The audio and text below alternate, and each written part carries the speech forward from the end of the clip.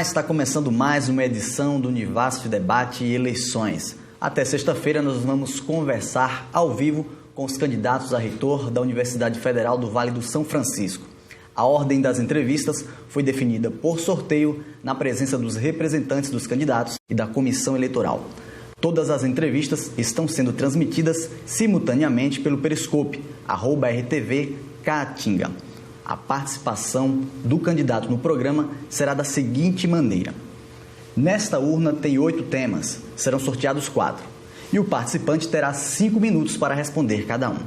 No final do programa, ele terá 10 minutos para as considerações finais. Quem conversa com a gente hoje é o professor Luiz Valota, da Chapa 4, Rede Valorização. Ele nasceu na Argentina, mas desde criança veio para o Brasil. Ele é doutor em ciência e pós-doutor também em ciências na área de fisiologia geral pela Universidade de São Paulo e Universidade Federal do Rio de Janeiro. E desde o ano de 2012 faz parte do colegiado de ciências farmacêuticas na Univasf. Muito obrigado pela presença do senhor. Seja bem-vindo ao Univasf Debate. Boa noite, João. Obrigado pela oportunidade da gente conversar esta noite. Boa noite, comunidade da Univasf, e boa noite, comunidade em geral.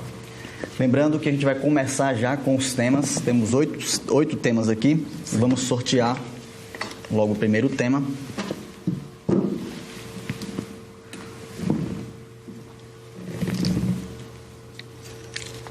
O primeiro tema é extensão. O candidato tem 5 minutos para responder, falar sobre extensão, contando a partir de agora. Quando pensamos numa gestão de uma universidade pública, a universidade pública tem a gestão da sua missão e tem a gestão dos recursos necessários para garantir que a sua missão se cumpra. A missão da universidade tem 3 pilares: o ensino, a pesquisa e a prestação de serviços para a comunidade, que envolve a extensão. Quando nós pensamos na prestação de serviço à comunidade, nós não devemos nem caminhar na direção de meramente oferecer serviços ou produtos, e nem tampouco no sentido de pensar num assistencialismo, ainda que essas ações possam compor ações extensionistas. A extensão é muito mais do que isso. A extensão de todas as áreas de atuação da universidade é, talvez, aquela em que mais claramente a universidade se insere na sua comunidade. A universidade pública não pode ser nunca um corpo estranho na comunidade e nem algo totalmente desvinculado dela. A universidade pública não pode ter muros que a separem da comunidade. A universidade pública, ela tem que ser parte da mesma, de maneira que tanto a universidade, a sua comunidade, vá para o seu entorno, como da mesma para dentro da universidade. A universidade não deve dirigir as suas ações. A universidade, ela tem o compromisso histórico, social, político, ético, moral de contribuir para o desenvolvimento da sua região. Para isso, ela tem que respeitar as falas, os saberes, os conhecimentos, a cultura, a política, a diversidade, a identidade da região onde ela faz parte. É nesse processo em que ela se define enquanto universidade pública. É nesse processo que ela constrói as suas ações. É nesse sentido também que ela deve contribuir para o empoderamento de saberes. Dito de outra forma, a universidade tem os seus saberes, tem os seus conhecimentos, tem as suas expertises. A comunidade também os tem. E um não é superior ao outro. Eles são importantes, eles têm demandas distintas. É claro, isso gera formas de conflito, mas o conflito não é um problema. é do conflito, é da diversidade que se produz as ações da universidade. As ações da comunidade que podem contextualizar de uma maneira real o que a comunidade deseja. Porque senão nós ficamos falando, a universidade que nós queremos, como se o que nós queremos fosse apenas a comunidade interna. A universidade tem que antes responder para quem nós somos, para que nós somos, para ir responder quem são os nós que nós desejamos.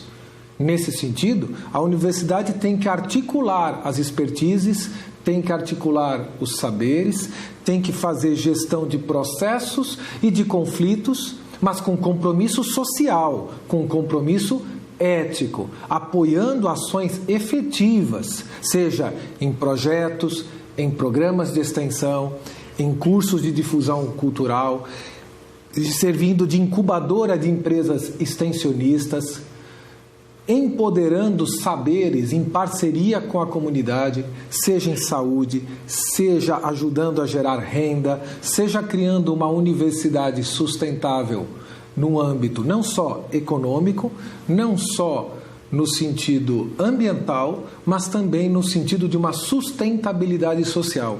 Então, extensão numa universidade pública tem que ser pensada enquanto sustentabilidade social. E é papel dessa universidade articular política, social e economicamente todas as suas ações para o desenvolvimento da nossa região.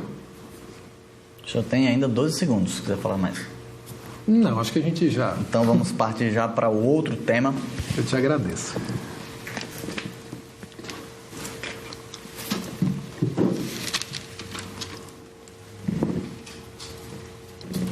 Vamos falar. O tema sorteado foi pesquisa. O senhor tem mais 5 minutos para falar sobre pesquisa, contando a partir de agora. Posso? Quando a gente pensa nas atividades de pesquisa da universidade pública, a gente observa que com muita frequência essas pesquisas partem em grande medida das ações individuais dos docentes que compõem os seus quadros e, de uma forma não menos importante, do seu corpo técnico e dos seus estudantes de graduação e de pós-graduação. A realidade da pesquisa é limitada por uma série de fatores, de recursos financeiros, recursos estruturais, recursos de bens móveis, imóveis, de insumos. E é claro que eles são fatores determinantes sobre a qualidade da pesquisa. Também é preciso lidar com processos sob todos os pontos de vista, os editais, aspectos estruturais múltiplos. A pesquisa, lógico, precisa ser articulada, mas hoje ela normalmente é constituída por ações individuais. Então, boa parte da pesquisa que ocorre pelo esforço individual dos seus atores. A pesquisa precisa ser articulada, porque os recursos necessários para a pesquisa não podem vir apenas da ação individual dos pesquisadores. A universidade tem que assumir o seu papel de gestor. O gestor tem que garantir também os recursos para viabilizar a sua missão. Então, a pesquisa na universidade tem que vir junto de uma articulação política, de uma articulação administrativa e técnica de extrema competência e extremamente articulada, seja fora da universidade, articulando os poderes públicos, articulando os ministérios, articulando as agências de fomento, mas também articulando as pessoas da universidade, seja, e não só através dos editais que ela cria, mas também mapeando saberes, mapeando competências, articulando isso em projetos guarda-chuva, organizando um sistema de convênios e projetos competente, não apenas por demandas, mas gerando demandas que possam ser articuladas. Porque a partir desses projetos, convênios, intercâmbios e da coleta de projetos de micro, médio, macro, dimensões, mas também de curto, médio e longo prazo, que nós poderemos lutar por recursos, grande parte deles extra-orçamentários, que permitem viabilizar as condições estruturais e organizacionais da pesquisa. Mas pensando nesse sentido, não basta articular os saberes e as motivações. A pesquisa não pode ser ação somente dos professores.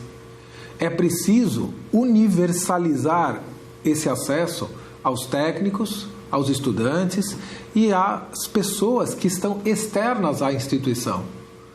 Para isso, nós temos que tensionar os poderes externos à instituição e assumir a inserção da universidade na comunidade. Ou seja, não podemos pesquisar única e exclusivamente o que cada um se interessa. Não que isso seja proibido, mas nós também temos de buscar diretrizes temáticas que representem para a comunidade uma organização das ações.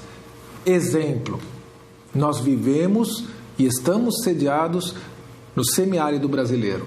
Há demandas específicas do homem, da mulher, da família sertaneja, seja nos recursos humanos, seja na questão ambiental, de água, de energia, de gerenciamento do nosso rio, das cidades e das pessoas. E isso precisa ser uma diretriz que articule saberes e competências dos nossos diferentes campi, porque senão, para que serve a pesquisa da universidade? Só para encher os nossos currículos? Se for para isso, não há compromisso social.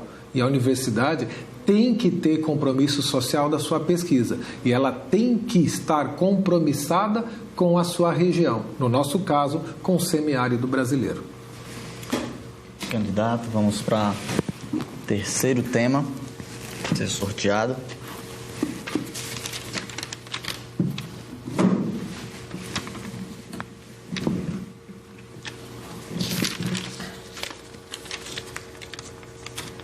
O tema sorteado é assistência estudantil. Os candidatos têm 5 minutos para falar sobre assistência estudantil. Claro. O tema assistência estudantil pode dar a sensação que a gente está gerando algum tipo de assistencialismo. Assistência estudantil não deve ser pensada enquanto assistencialismo. Ela deve ser pensada numa perspectiva muito mais ampla, que envolve atenção, que envolve cuidado, que envolve cuidar e que é algo muito próprio da nossa cultura aqui na região. Quem não sabe a importância do cuidado na cultura nordestina? E o cuidado não é só simplesmente oferecer um copo de água quando você chega, oferecer um prato de comida, garantir um ponto de conforto. Claro, os nossos estudantes precisam de um restaurante universitário de qualidade, precisam de uma residência estudantil de qualidade, precisam de transporte que garante parte da acessibilidade aos seus cursos e para suas moradias, precisa de acessibilidade no sentido amplo, precisa de mobilidade, inclusive via intercâmbios institucionais. Mas isso são algumas das ações de assistência estudantis, aquelas que mais frequentemente são lembradas. Talvez porque elas são obrigação. Falar delas não é falar de conquistas que são inovadoras. Falar dessas conquistas é falar daquilo que a instituição tem a obrigação de zelar, já que nós recebemos esses jovens, esses homens, essas mulheres na nossa instituição com o compromisso de auxiliar no seu processo de aprendizagem e formação enquanto cidadãos com qualidade de vida.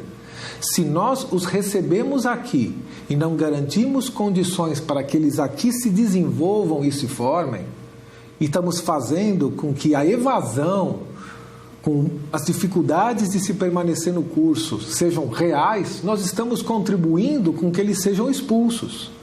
Se eu tenho cursos que reprovam 80%, 90% dos nossos alunos, e eu não trato disso com responsabilidade, também não estou fazendo assistência estudantil. Assistência estudantil Não é também só dar atendimento psicológico se ele está sofrendo longe de casa. Eu preciso também garantir os serviços básicos, seja de enfermaria, de lazer, de esporte, de cultura, de acesso a esses fatores, com acompanhamento. Se eles estão longe da casa, até mesmo aspectos da administração do lar, para que ele saiba gerir o seu tempo, o seu espaço, é igualmente importante. Então, a assistência estudantil tem que ser pensada em tudo aquilo que nós precisamos para que os nossos jovens se desenvolvam dentro das suas potencialidades, respeitada a sua diversidade, a sua identidade, para eles fazerem a diferença para si, para dar tranquilidade às famílias que lhes dão suporte, para que eles possam concluir os seus projetos de vida na instituição, para que tenham condições, inclusive emocionais, não só financeiras, não só de qualidade de vida alimentar, de saúde física, mental e emocional, mas que eles possam desenvolver as suas potencialidades para transformar a região criticamente. Porque senão você apenas os mantém aqui. Mas manter em estado vegetativo não é garantir uma assistência estudantil de qualidade. Então, todos aqueles pontos que são pensados no cotidiano têm que ser consolidados, têm que ser expandidos por ações corajosas que envolvem a articulação de outros setores, da gestão dos processos, da gestão de conflitos, inclusive com os professores, de uma maneira responsável, não direcionada para um lado só, dando condições de estudo, permitindo intercâmbios culturais, mobilidade internacional, garantindo acesso, qualidade de vida em todos os sentidos. Então, parte do que nós fazemos é muito pouco ainda. Nós precisamos ir muito, mas muito além e articular com todos os outros processos: ensino, pesquisa, extensão, inovação, gestão, e principalmente lembrar também que a assistência estudantil não pode e não deve ser pensada só para graduação. Pós-graduação também tem que ter assistência estudantil e ela com frequência é esquecida. Ok, candidato, vamos agora para o quarto e último tema a ser sorteado.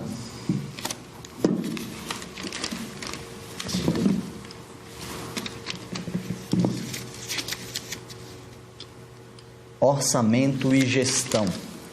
Perfeito. Temos mais 5 minutos para falar sobre orçamento e gestão, a partir de agora.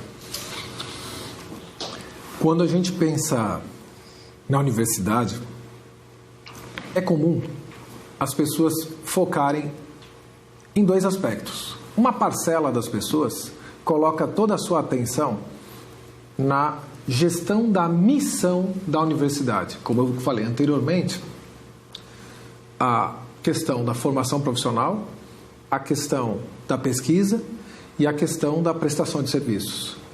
Por outro lado, uma instituição tem que fazer também uma gestão institucional de recursos. Talvez o maior erro que as pessoas tenham é pensar que gestão institucional de recursos é apenas gestão financeira. É claro que a gestão financeira faz parte, mas uma gestão, ela envolve gestão financeira, envolve gestão ambiental e envolve gestão social. Nesse sentido, ela caminha em 3 pontos. Uma, a gestão de recursos necessários para o cumprimento da missão. Se você não cumprir a missão, eu vou ter uma universidade que pode ter a expertise, a qualidade, a competência administrativa de uma empresa, mas não cumprirá os objetivos que fazem dela uma universidade pública inserida e compromissada com a sua região. Por outro lado, eu preciso garantir o quê? A gestão que é para manter a sustentabilidade da instituição nos 3 dimensões: econômica, social e ambiental. Mas eu também preciso pensar nessa gestão que permita o quê? O seu desenvolvimento e a sua expansão. Universidade que não se organiza com qualidade, com expertise, que não constrói uma luta política focada nisso, não presta aos interesses da instituição. Nesse contexto, também vale a pena destacar que os gestores da universidade representam duas dimensões.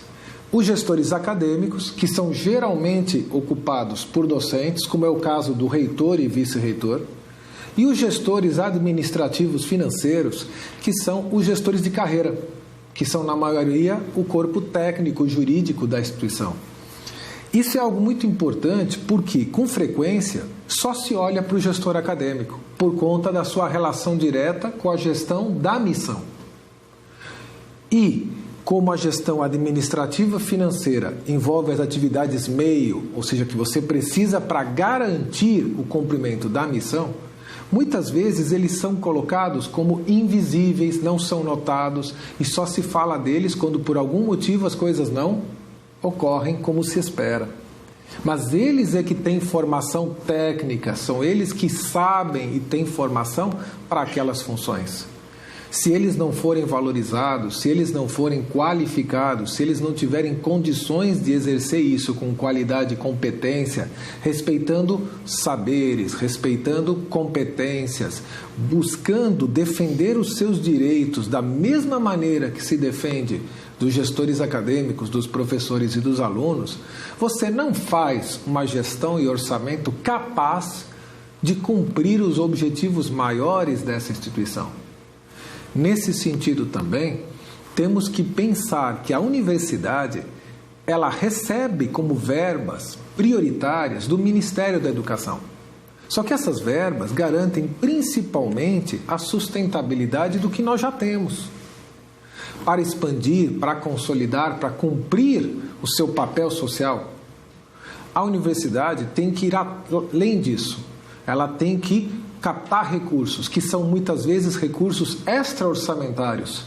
Só que isso envolve luta política, envolve articulação política interna e externa, mas requer também que a universidade tenha um setor forte e consolidado de convênios e projetos, que construa projetos em todas as dimensões e para questões temporais distintas, para que posse desses projetos a gente possa fazer a luta política e técnica fora da instituição, frente à agência de fomento, emendas parlamentares, sobras dos ministérios ou ação direta dos mais diferentes ministérios na instância federal. É pela ação combinada disso que nós fazemos uma gestão e orçamento capaz de colocar a universidade como diferencial da nossa região. E candidato, agora nós encerramos a parte dos temas e nós teremos 10 minutos para as considerações finais. O senhor vai poder conversar mais, abordar mais sobre qualquer assunto. Tá. Bem, quando a gente se coloca num processo como o que nós estamos vivendo hoje na nossa instituição, que é um processo de consulta à comunidade acerca dos destinos da gestão chamada superior, há uma grande variedade de assuntos e questões que surgem, tanto de uma forma positiva quanto de uma forma negativa, como em qualquer processo. Nós vivemos com frequência, quando se coloca a questão política em primeiro plano, os conflitos e uma busca de um processo em construção permanente, que é o processo democrático. Infelizmente, a gente vem de uma realidade que não é só da universidade, não é só da nossa região, em que o discurso democrático às vezes passa pela ideia de que a gente tem que alcançar um consenso, de que uma posição majoritária, dominante, é sinônimo de democracia.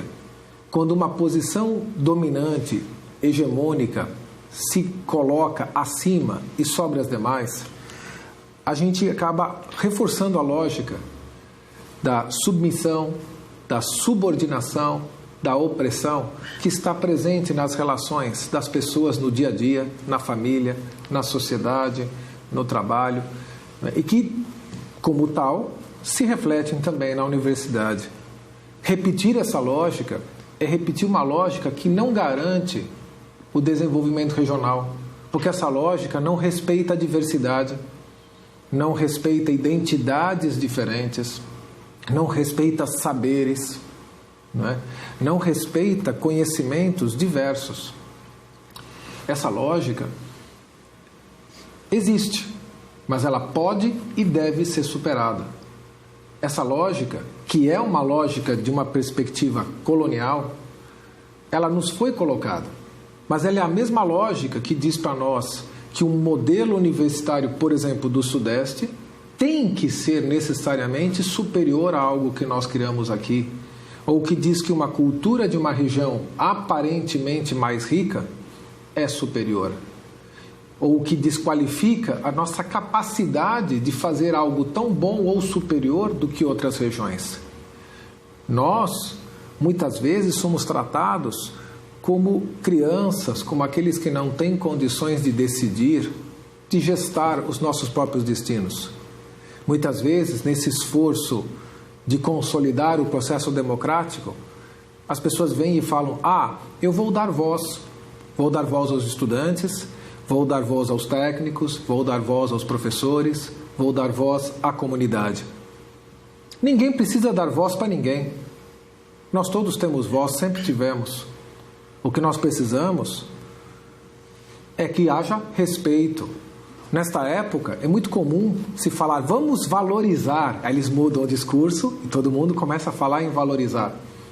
E apesar de a gente ter escolhido na nossa própria chapa a ideia de rede de valorização, falar em valorização é um sintoma de que alguma coisa está errada. É como dizer que você tem que valorizar a sua mãe por cuidar de você. Valorizar aquele que faz o prato de comida que você come. Isso não teria que ser valorizado desta forma. Destacar isso desta maneira é dizer que eles são invisíveis. Quantas vezes os nossos servidores, sejam terceirizados ou de carreira, se sentem invisíveis nessa instituição? Quantas vezes as mulheres, pessoas que têm uma opção de gênero ou sexual ou o que for, sejam de raças distintas, sejam de opções profissionais que não são as de elite, são tratados como invisíveis ou são desqualificados? Essa perspectiva, que é a de admitir as diferenças, respeitar que elas têm que existir e têm todas o mesmo direito, ela que deve predominar numa universidade. E ela vai ter que gerenciar não só os processos, mas principalmente gerenciar os conflitos que surgem disso. Um processo democrático não se isenta de conflito. Ela garante que o conflito exista, mas que exista de uma forma respeitosa e que todos tenham condições de participar do processo. É nessa perspectiva de respeito que a gente se coloca. Porque nós não somos, eu e o professor Jaime, nós não somos candidatos de nós mesmos. Nós não somos candidatos só de um grupo ou para servir um grupo.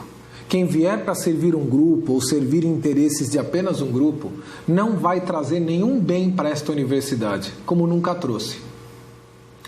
A gente tem que garantir que a estrutura de gestão seja um processo de construção coletiva, verdadeiramente coletivo, que respeite saberes, competências e expertises de professores, técnicos terceirizados, estudantes de graduação, de pós e toda a comunidade, inclusive aquela que talvez não tenha a possibilidade de pôr os pés aqui como estudantes. A razão de nós estarmos aqui são eles. A razão de manter os nossos salários aqui são eles. A razão de nós qualificarmos o nosso corpo docente, corpo técnico, os nossos estudantes, é porque nós fazemos a diferença de alguma forma na qualidade de vida que nós temos, que é o que faz vocês trabalharem aqui também. Nem sempre os salários aqui são os melhores, mas nós temos que fazer uma diferença, porque até aquele servidor que depois de trabalhar aqui se qualifica e sai, ele também transforma a sua realidade. E nós temos que ter esse compromisso. O compromisso tem que estar acima, compromisso social. Mas a universidade tem que ser feita por competências, por qualidade. E isso tem que ser feito com gestão técnica. Gestão técnica não pode ser esquecida. E nisso, Os professores têm um papel e os servidores técnicos têm um papel muito maior, que precisa ser respeitado, bem como a comunidade. Claro, eu poderia aproveitar esse espaço para abordar os outros temas que não foram sorteados. Mas propostas técnicas, todos podemos ter. Há grandes experiências técnicas em outras instituições. Não precisamos inventar a roda toda vez. Muitas experiências podem ser compartilhadas. Elas podem fortalecer intercâmbios e parcerias com instituições federais, estaduais, municipais, sejam elas públicas ou privadas. Trocar expertises e competências, qualificando o nosso pessoal.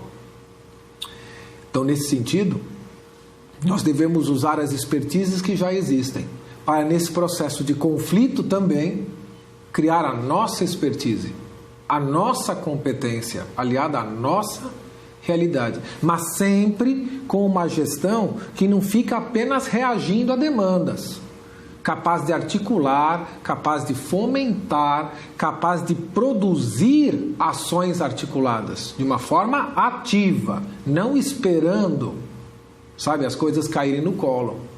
Nós precisamos fazer a diferença e para isso nós temos que ter competência em traçar objetivos específicos, metas realizáveis. Precisamos criar indicadores adequados, não artificiais, para mensurar a competência disso. Precisamos criar uma metodologia decente, tecnicamente decente, mas ajustada aos objetivos gerais e específicos. E precisamos de transparência em todos os pontos. Precisamos de uma informação correta, fluente. Precisamos assumir o compromisso de uma universidade multicamp. Os campos não podem ser tratados com a lógica de centro-periferia.